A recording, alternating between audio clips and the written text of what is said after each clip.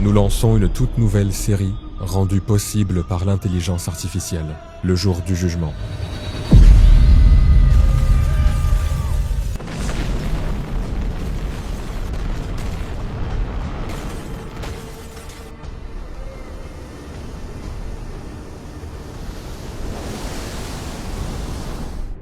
La vie dans la tombe. Sortez-moi de là! Man Rabbuka. Qui est ton Seigneur? Sortez-moi de là! La fin du monde, le jour du jugement, ainsi que le paradis et l'enfer. Pas à pas, nous explorerons la vie après la mort, comme si nous vivions ces instants. Que se passera-t-il dans les dernières secondes avant la mort? Qu'allons-nous affronter dans la tombe? Qu'allons-nous traverser le jour où le monde prendra fin? Ou lorsque nous serons ressuscités et rassemblés pour la grande assemblée? Qu'est-ce qui attend l'humanité au paradis et en enfer? Toutes les réponses à vos questions sur le voyage éternel après la mort se trouvent dans cette série. Alors si vous êtes prêts, commençons.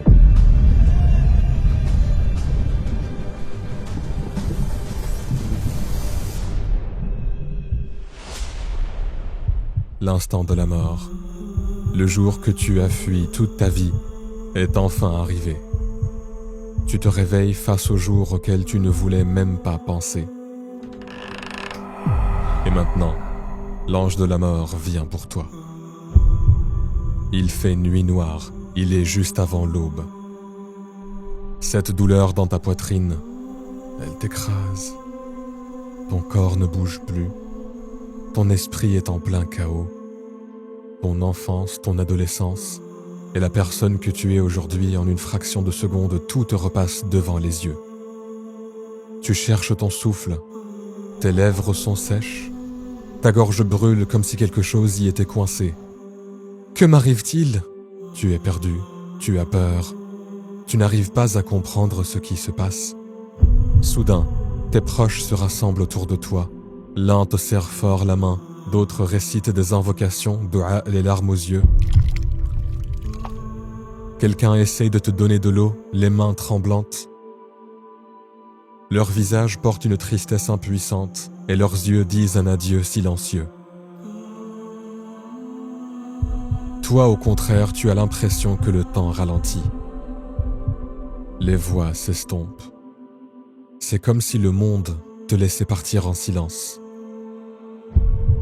Comme le verset le dit, toute âme goûtera la mort. Ensuite, c'est vers nous que vous serez ramenés. Ton esprit se brouille. Tes gestes deviennent lents. Le souffle coincé dans ta gorge paralyse tout ton corps. À cet instant, une seule pensée t'envahit. Ta seule inquiétude est « Que va-t-il se passer après ma mort ?» Et maintenant, les dernières attaques de Shaitan, Satan vont commencer. C'est le moment que l'on appelle « Sakarat al-Maut », les agonies de la mort. Pourras-tu t'accrocher à la foi? Parviendras-tu à préserver ton iman? Ou feras-tu partie de ceux qui la perdent dans leur dernier souffle? Tes muscles perdent leur force, tes mains, tes bras, tes pieds se refroidissent. La couleur de ta peau s'efface, devient pâle, et à ce moment-là, Shaitan, Satan vient à toi. Le prophète, paix et bénédiction sur lui, faisait souvent cette invocation. « Ô Allah, je cherche refuge auprès de toi contre l'égarement par Shaitan au moment de la mort. » À cet instant, le plus grand désir de Shaitan est de te faire entrer dans la tombe sans iman. C'est pourquoi il garde sa dernière ruse pour la toute fin. Peut-être essaiera-t-il de te pousser vers une autre religion, ou peut-être tentera-t-il de te faire dire quelque chose de rebelle contre Allah. Il chuchote.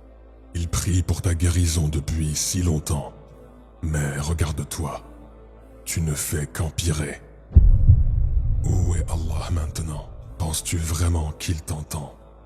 Beaucoup ont déjà traversé cet instant avant toi. Chacun à sa manière et maintenant c'est ton tour. Réfléchis-y. Même le prophète, que la paix et les bénédictions soient sur lui, a demandé à Allah de le protéger de cela. N'est-ce pas suffisant comme preuve? En réalité, plus ton iman est fort, plus ta réponse sera ferme au moment de la mort. On dit on meurt comme on a vécu. Ce dont nous avons imprégné nos âmes tout au long de notre vie, c'est cela que nos langues prononceront quand la mort viendra à nous.